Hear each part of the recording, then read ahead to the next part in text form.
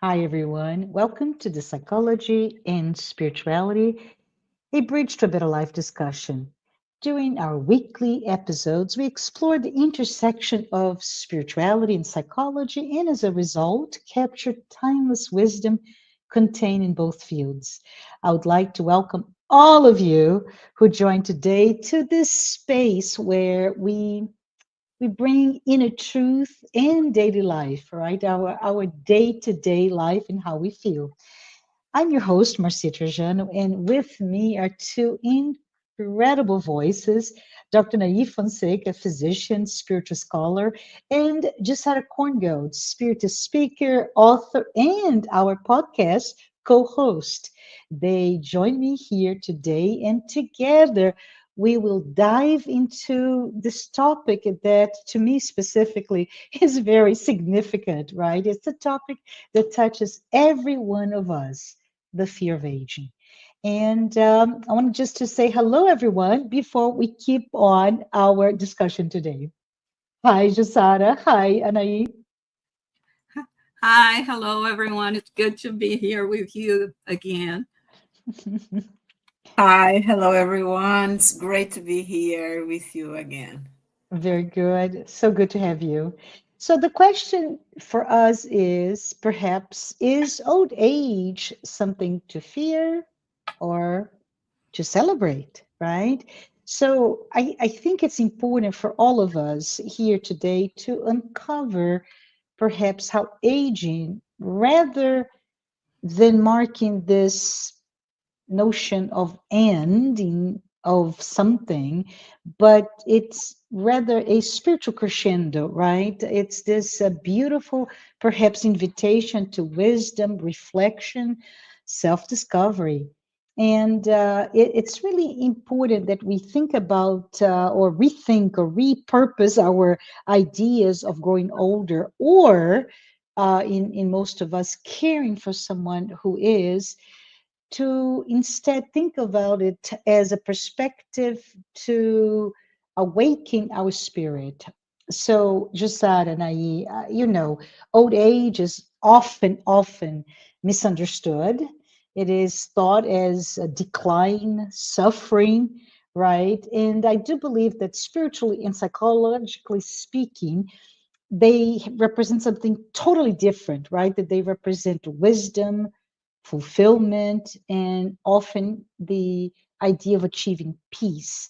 Yet, fear of aging, because if you think about it, largely stemming from a materialistic view and even some cultural, societal misconceptions, associate aging with you're useless, right? You're frail, you're ill, you're losing things and eventually loss. So I'd love for us to get together because Joanna De Angelis reframes, reintroduces this idea of old age indeed as the opportunity for reflection, for growth, and for contribution. So I just wanted to know if perhaps we can talk a little bit about this myth of decline, right? What are the different dimensions to that? So maybe we can start with you. Sarah, can you talk about, from your perspective, what do you think about that? What are the spiritual perspectives that perhaps are brought to us, maybe Allan Kardec, Joanna de Angelis, on that myth of decline? So, hello again. Hi, Marcia. It's been a while. Anahy. I'm so happy that we are here together again. But I think that the best way to demystify a myth is to bring facts. Yeah. And bringing facts meaning bringing, knowledge of things that we have that can prove us wrong. And there's no better way of doing that than mentioning our dear mentor to us all, Divaldo Pereira Franco. He passed at the age of 98. And up to the last moment when he still could, a few months back, he would be completely, dedicated to work and to serving humankind. And Mhm. and I think, I mean, uh, I will not. I think it was William James that once said that to prove that you can find a white crown or a black crown, sorry, I don't remember quite well. You just have to find one, right? So to say that they do exist. So maybe many of us will say, oh, he was an exception. He was not. There are so many other names that we could Mhm. add to this list, and so many others that we do not know. And sometimes people that are very close to us and in family relationships that get to old age, and we see how much they can be participating. So we are always very fast in labeling people and circumstances and ages. So the same way that we say the terrible tooth, or Yeah. a teenage phase, or now you're 21 above is when you're going to be doing a lot of math in your life. So we keep on labeling people according to circumstances and ages, and we completely just consider the fact that the spirit is ageless. Yes. And spiritually speaking, we don't know how old we are. Yeah. And that's why we will see so many contradictions when we are talking about weaknesses and frailty and character deprivation, because it has nothing to do with the phase or age that you are, but with what you are spiritually speaking. Having said that, of course, Joana de Angelis presents a lot of reasons why we can see patterns in the behaviors of those um, you know the changes of age. And we as women here, we can talk about that, hormones and everything. And so the changes in hormones, how it changes us, and all of that. And so that is going to be taken into consideration. But those biological topics and etc., I'll leave to Dr. Anahy, right, Okay. to talk about. But Mhm. I mean, just to start our conversation, I think, Mhm. I wanted to remember the life of this great man, and to tell us that he is the white crown, Yeah. Yeah. the white crow, right? That William James talked about. Which Mhm. one? We don't need more than one to prove That's that they beautiful. exist. Yeah. And Jonah DeAngelis also talks a lot about the idea that I'd love for Anahy to explain further from a psychological or even scientific perspective. But she often talks about the idea that inner peace and wisdom really mostly blossom in later years, right? And it's all the fact of our ego stops identifying itself with appearance, social roles, etc. But Anahy, what are your thoughts? How can we demystify this idea of aging as a decline? Just 1 second, please. I Yeah, found the quote, sure. okay, Yeah. by William James is in order to disprove the assertion that all crowns are one white crown is sufficient. Yeah. Yeah. So not all are black, but just one proves that it's not the case. Very good. Thank you. Thank you, Yeah, Ju. Yeah. yeah, and this is a very, well, first of all, hi everyone. It's great to be back again. And that's we use in philosophy of science, Jussara, this concept of William James. There's a philosopher of science, Karl Popper, that he also talks about this. Mm, And we use, for instance, when we research anomalous phenomena that we call mediumship, for instance, for science is one of the anomalous phenomena, like mhm, near-death experiences, phenomena that are not common, but they are frequent and they have to be studied scientifically. And mhm, nowadays we have ways to do that. So we say that for people, they say, oh, but that's so uncommon, for instance. Well, and it's not uncommon, but it's like the white crown, Yeah. Yeah. and science has to change. If you see, it doesn't matter all the principles that you try to explain that all crowds are black, right? Yeah. Yeah. But if there's one, as you started saying, then you have to change the whole of science, because you have to understand rationally the facts of nature, and we are part of nature. So being saying that we are okay talking about aging, right? And the Yeah. psyche is also part of nature. So we Yeah. are part of nature. Yeah. And I wanted to bring something, because when Jussara talked about Givaldo, that we all were in a certain way, he was 98, right? And we thought that he was immortal in a sense.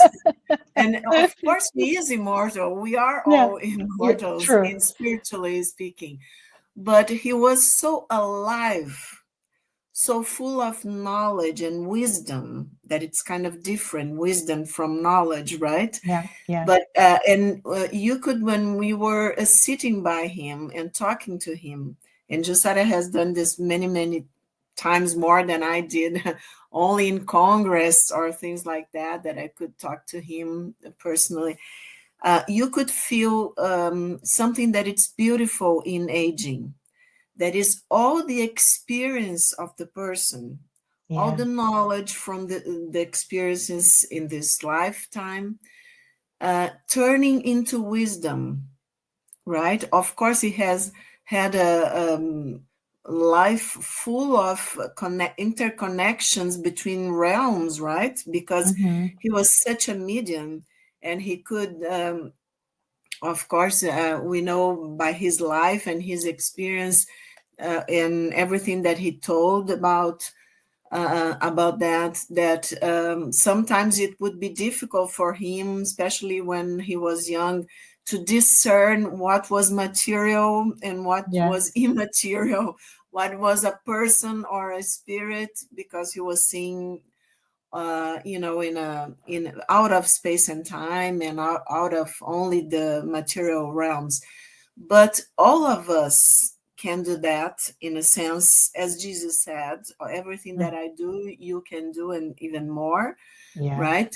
Because we are spirits evolving. So to have in this lifetime that I think human beings, because of science that we were talking about, because of the development of our consciousness, we have not had as humanity the experience of aging, as all the medicine and learning that we need to exercise, that we need to take care of the body. So this generation, that I think we are in a generation that it's in the middle here, Mm-hmm. we girls, right? But people more or less from our generation, this is a generation that has started paying attention in health, Mm-hmm. in physical health, in mental health, right? And this changes everything in terms of aging physically, Mm-hmm. because we are going to be healthier, we are going to live longer, and all this stuff. So I was thinking that when Jung had that wonderful, Jung had a great, of course, and very wise quotes and phrases, but he said that he never, in his experience, he never could something more or less like this. He said that in his experience, he never saw a patient of his get out of neurotic pattern, right, and get better from a psychoneurosis. That's the way he called Mm-hmm. after middle age, but he said after 35 years old, that was Mm. considered in Jung time middle age, Yes. without developing some kind of spiritual knowledge and psychically developing a spiritual knowledge and way of living spiritually. But I remember this because he said, of course, he was talking about middle age, and he said 35 years old. So, of course, then you can understand that when Jung said that, it was last century, more or less in the middle of last century, people would live until 60, Yeah. more or less 60, 70. Yeah. Wow, it was something. And then we have a lot of people all over the globe living like Divaldo to 90 and much more, 98 and all. So it just there are two things that I would like to talk to you about that aging. Just consider that biologically, Mm-hmm. I was listening to another podcast with a medical person also talking, and I would love to see your opinion, Marcia and Jussara, Mm-hmm. uh, for one question that someone made him. But first of Mm-hmm. all, this guy, just remember, then I went back to medical school. Oh, yes, that's it. Because our body isn't it wonderful that from one cell, one single cell, developed and it multiplies. These cells multiply when we have the formation of the body, right? When it is Yeah. fertilized, the egg and all of that. So it divides itself and multiplies to around 30 to 40 trillion cells.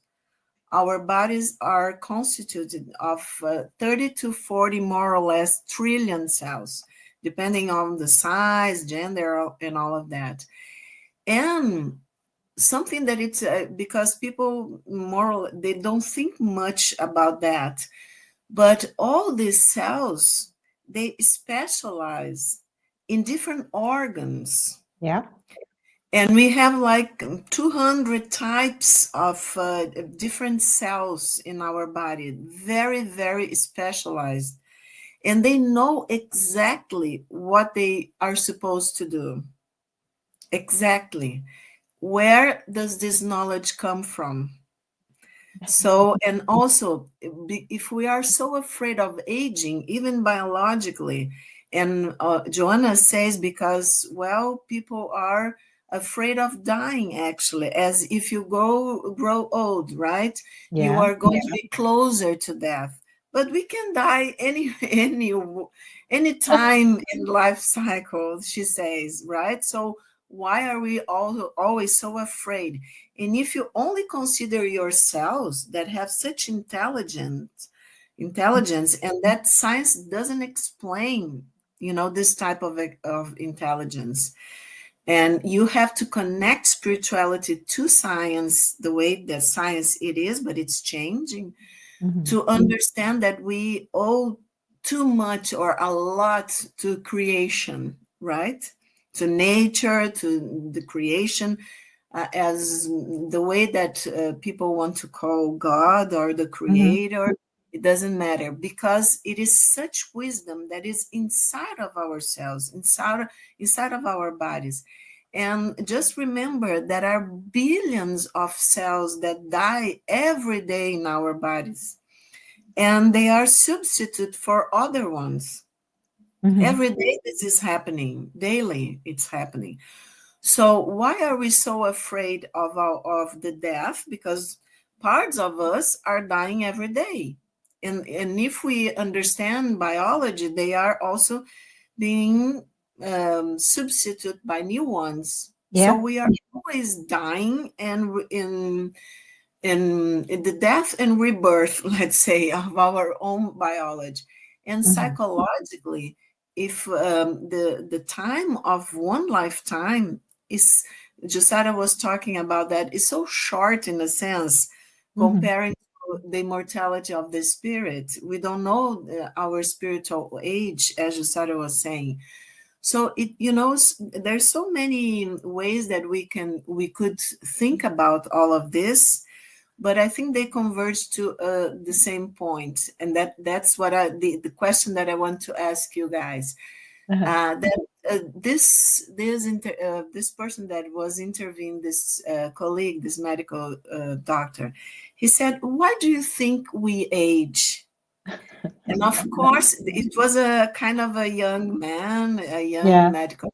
There was obstetrician. He was yeah, yeah. so, and he was talking about the wonder of the body, of of life growing inside a woman's womb. It was beautiful the way that he saw, but he talked about that. But then he stopped and he thought about the question: Why do you think we age, and then if it's going to get us closer to death?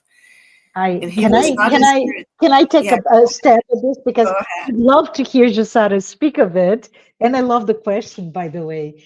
If we think now, as Jussara put it, right? We are immortal spirits. Therefore, there is no death, only the death of the physical body during this current existence and the next, but there's no death because we continue to live.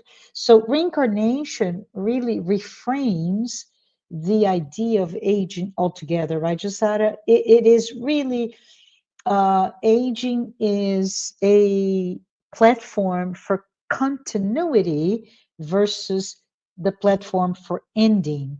So, if that is the case, then the fear of aging is dissipated.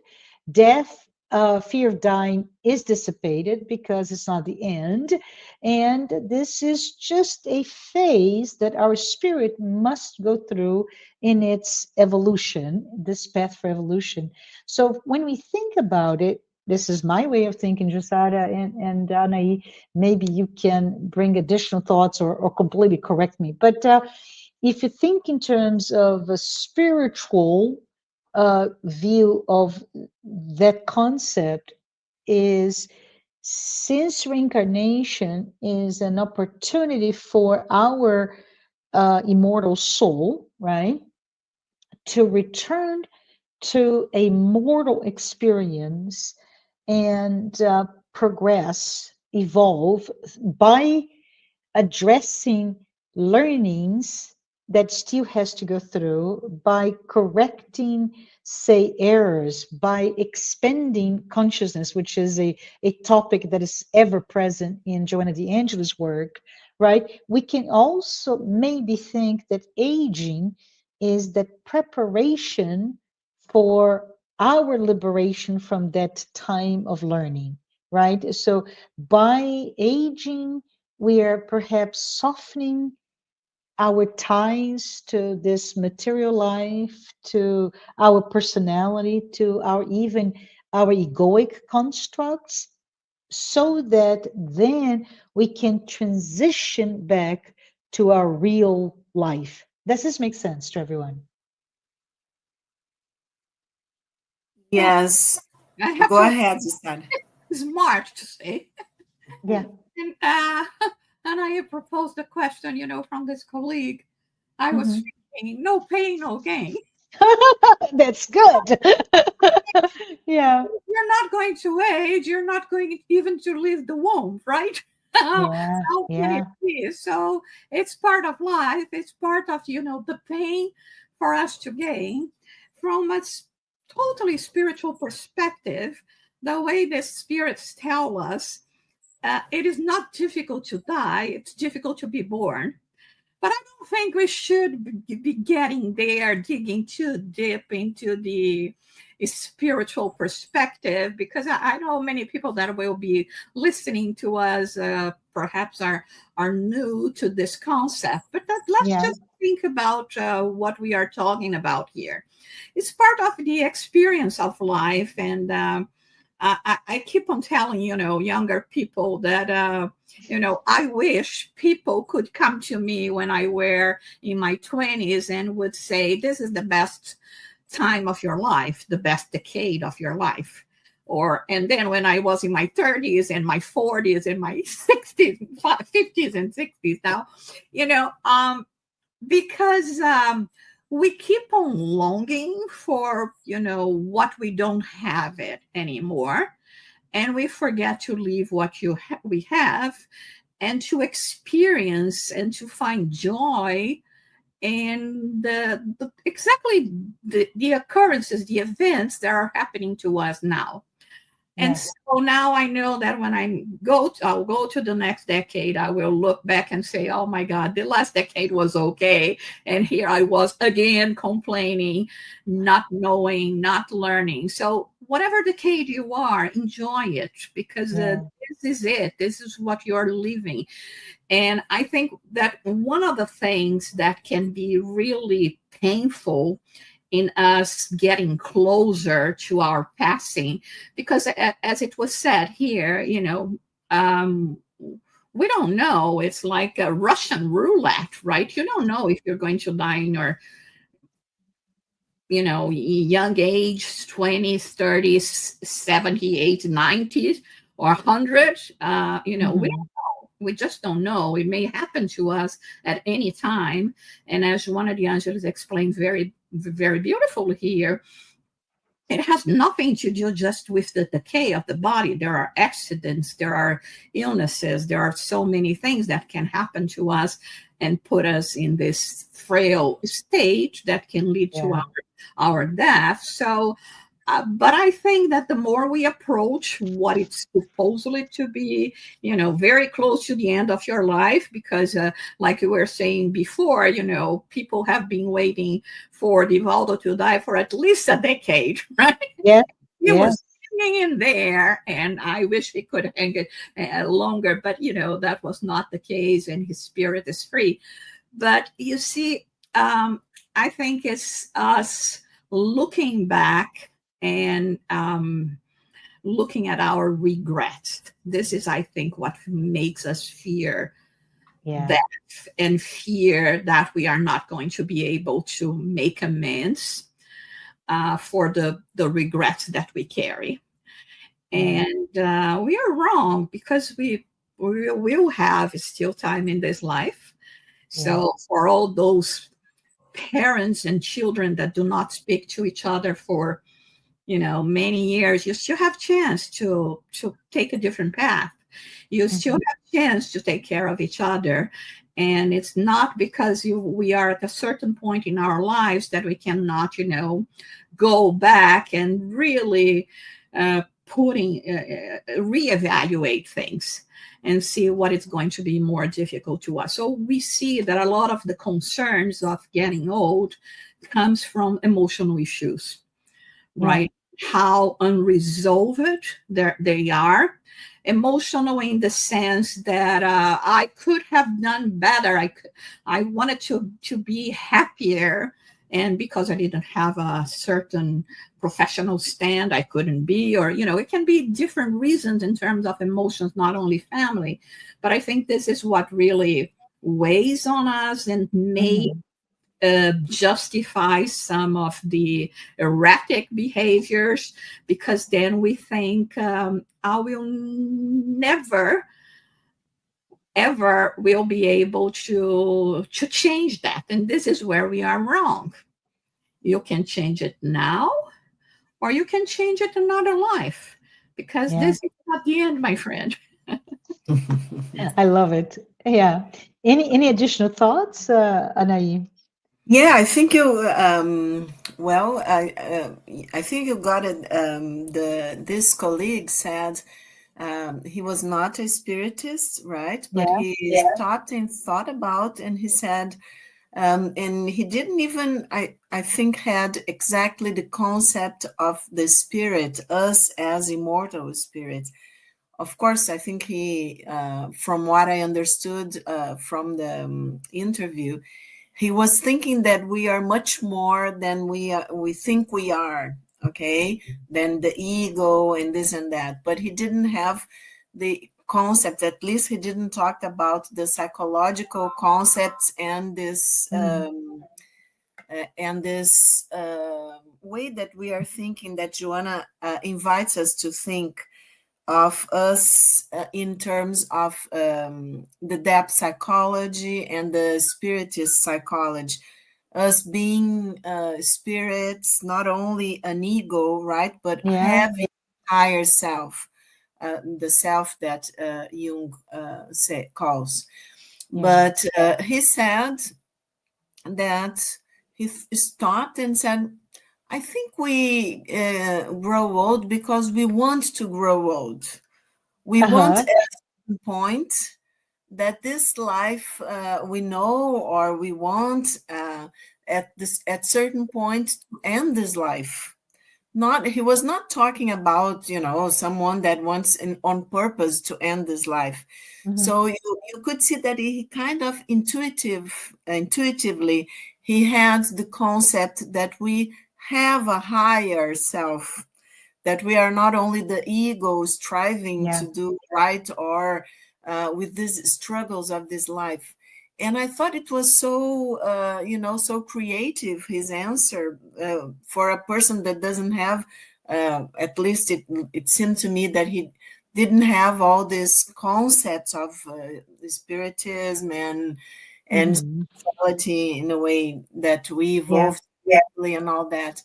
So I thought it was, well, that's very intuitive of him, Yeah. because in the spirit, as Jussara was saying, as a spirits, we know that this is even if the ego forgets, Yeah. and the ego is very much connected to the body and to the material life, of course, because it has to adapt to this life. Mm-hmm. But the higher self knows that we are here for some time, right? And even what Jussara was saying, that I totally agree, Jussara, that if we're too much in the ego, too much identify with the ego, thinking that you are only this personality, Mm-hmm. of course we all have sorrows for some, some struggles or some conflicts that we have had with people that we love, or some guilt because of whatever conflict that we think we haven't solved, in a well enough. Mm-hmm. If we have time enough, if we grow old, time for that wisdom that we were Yeah. talking, Divalda as an example, to develop within us in this lifetime, in this personality, then what Jussara said, it will come naturally Yeah. for all of us, because we have time, even if it's in the end of life, your Yeah. last time, you are in palliative care, and Yeah. you have 1 week. But we know, seeing this kind of patients, that what they want more is not more life, is the opportunity to talk to some relative that they have, that they haven't talked for many years because they had kind of a fight, or the opportunity to say that they love someone that they couldn't do.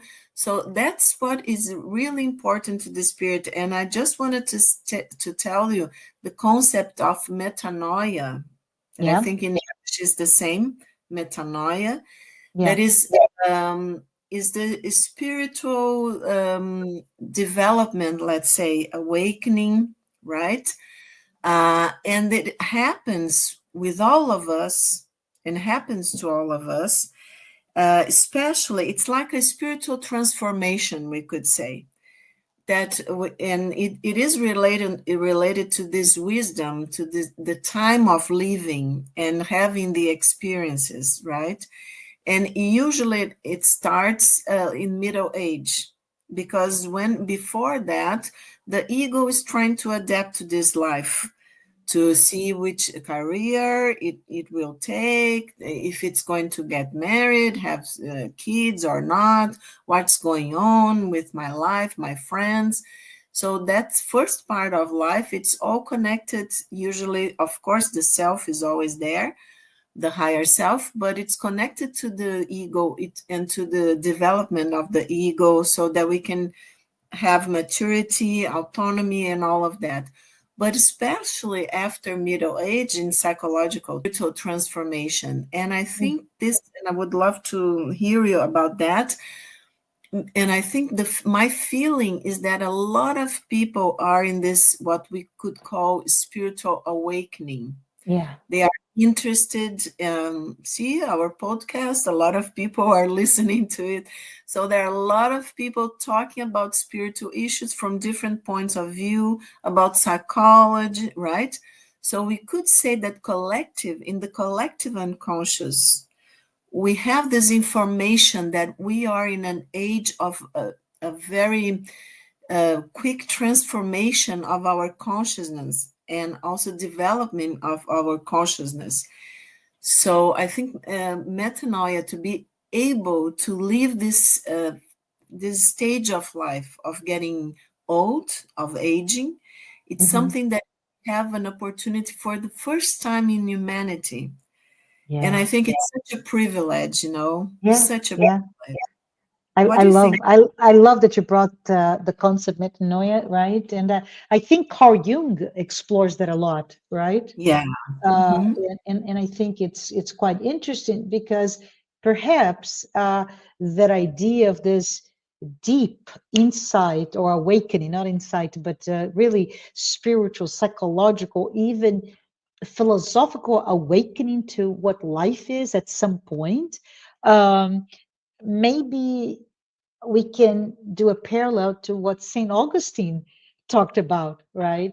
So long ago, which is that idea of what has my life been, maybe a life of, say, excesses or, right, or uh, truly materialistic life, to the moment that, hey, I need to now get a fork in the road and start a new direction so that I can live deeply and authentically as much as possible. That's what comes to my mind. What are your thoughts, Jussara? Actually, I was thinking about Mm. because when we talk here, there's so many thoughts that comes to our minds, and Uh-huh. the subjects are so rich, right? And Yeah. you will never tire to talk about and so many experiences. And then so I was thinking about I forgot what is the third one. They say that you for you to mark your presence in the world, you should plant a tree, write a book, and what else? Have a Uh, child. Have a child. you know, uh, the third one can be questionable. Thinking about the first few ones, they never say that you have to, to write a book at a certain age or to plant a Mm. tree. So you can do that when you're 10, or, if you are a prodigy, or you're Yeah. 15, 20, or you can do that when you are 50 or 60. So I think taking that into consideration, the important thing is that you understand your reason here and you leave something behind. And so Hmm. I was thinking about Alan Kardec, for instance, the codifier of spiritism. He wrote many books, but the one that really is going to be changing and is changing humankind is actually the spirits book, right, that he put into place when he was over 50 years old. Hmm. I was remember about John Wilcock, John. Oh my God, I forgot the uh, um, the precursor of Martin Luther King when he's going to come to me. The first one that translated the Bible into English and in the English language. He was Hmm. a professor and he became persecuted because he was bringing new ideas to the students at the time. And with this persecution, he had to be exiled. And then he thought, my life is over. I no longer Hmm. can be a professor. I can no longer do this and that. And the most important accomplishment of his life came exactly after all that happened, when he was old, when he put together a team to, to translate the John Wycliffe, exactly, John Wycliffe, right? When Mhm. he translated the Bible, and he Mhm. was a theologian and reformer. So it's, I mean, it's so amazing. And I think it's time for us in our society, and especially like you mentioned before, and because we are being more careful with this temple that we have, that is our physical body. And this is not just for shows, right? I mean, Mhm. many people I know that we will do that in order to prolong beauty and, attractiveness. But we are talking about healthy here, being Yeah. healthy. Yeah. And any of us actually are doing this transition regardless of your age, because we are realizing that there are healthier ways of living, of nourishing yourself. And just thinking about that, I felt like eating popcorn. What we are talking about, right? I said, "Oh, what about my popcorn?" Anyway, so yeah, so little by little, baby steps, we get there. And Yeah. and yes, and so I think, looking at all that and all the perspective and everything that we can bring into the table, being older and having had more experience, more understanding. And this is where I think we have to stop, with this idea that the youth cannot bring anything because they are too young, and the old cannot bring anything because they are too old.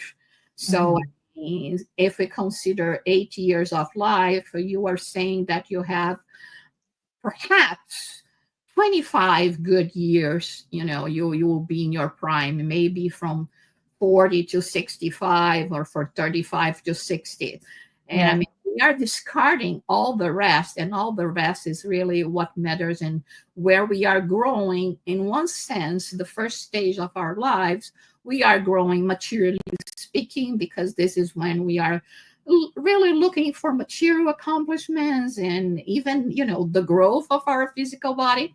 But when we come to, this third stage of life, this is where we have the opportunity of growing spiritually speaking. So the more you approach material retirement, the closer Yeah. you are to a spiritual freedom, to a spiritual Yeah. knowledge and understanding of life, to have a time for yourselves, to access everything, to, to make up, for the things that you couldn't do before. And this can be, charitable work. This can be being closer to your family. This can be, writing this book and planting this tree. And so Yeah. I think that we have to explore every possibility we have, and up to the last breath. Absolutely. Absolutely. I just am uh, speechless because I looked at the clock. We're about to get to the end of our time together. And I just wanted to maybe bring some myths. And by myth is our culture construct, as you mentioned before, Jussara. But when we reframe them, as Joanna D'Angelo brings to us in the idea, this discussion about fear of getting old, right? And the myth may be, oh, Marcia, you're going to become useless. And you just said, no, that's when I have time, as at an age to reach material retirement. I have time maybe to teach. I have time to reflect and go into my inner, inner discovery. If I have not had the time to intentionally do so, I have time to serve. Um, for some, they say, well, cognitively speaking, I am losing. My memory is not the same. I can't learn anymore. And we could reframe it as the fact that there is a lifelong neuroplasticity in addition to those spiritual insights that you get the older you are. right? And I think finally, as you mentioned, when you talked about it's a popular proverb or a cliche, right? The three things for your legacy: the book, the tree, and the child or the children. The idea that perhaps aging means that you're reaching a point where you're no longer valued or valuable, and and the reframing is exactly that. Yes, we can bring value by becoming that bridge to memories, to love, and even to those legacies that we're placing here. But before we close, I just wanted to ask both of you if you have any final remarks before we close our topic today. Anahy, you've been quiet for a little bit. Are there any thoughts that you can bring to us? See here with the teachings of Joanna, Mhm, that it is our purpose also. And I think she's always behind her texts, always trying to help us to understand how it is so precious to have this lifetime here and now, as Jussara said.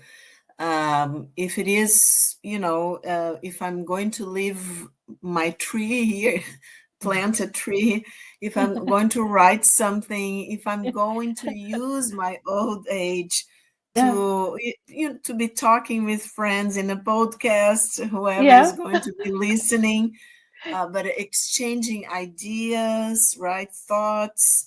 So this is such a beautiful opportunity that we shouldn't miss it. And it's, Mhm, it's a blessing.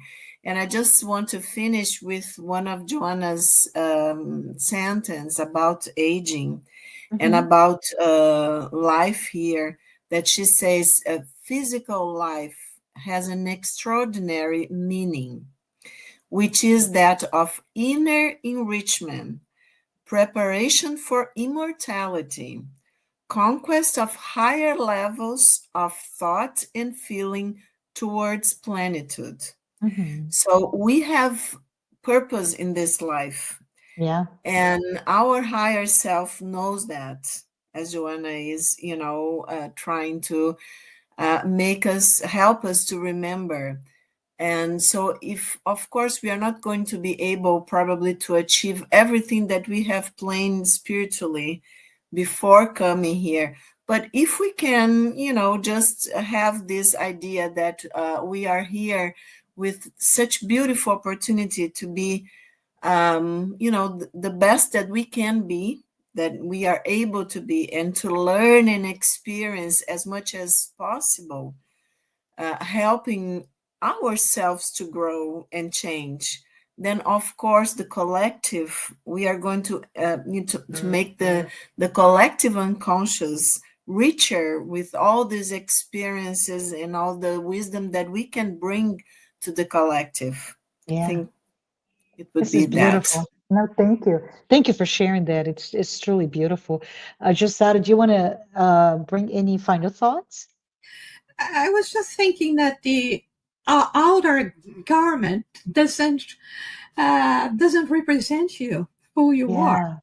Yeah. Yeah. So, like we said before, the physical appearance, whether you are in your teenager years, adulthood, or um, old age, I mean, your spirit is.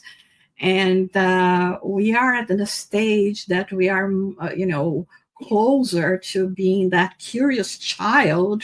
That's why I think it's very hard for you to get old, because your physical body do not represent your spirit, the eagerness, the curiosity, the inquisitive mind that you still have, and to be taken for granted just because of numbers.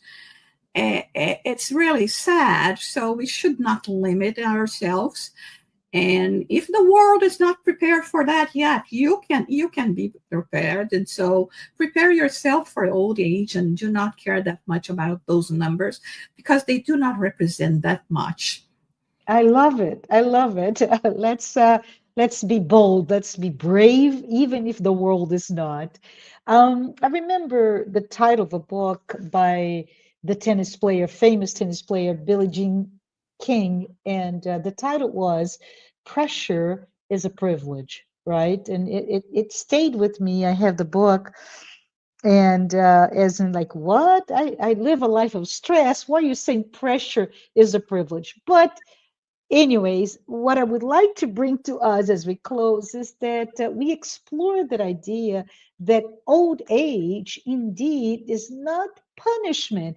It is a privilege. It is, I would say, oh, the time when our souls in this incarnation, in this physical body, with this series of circumstances that define our time on earth, that's when it shines, and it shines brightest, right? When we have the possibility to access our wisdom, and it is indeed our greatest talent, our greatest gift to us and to the world.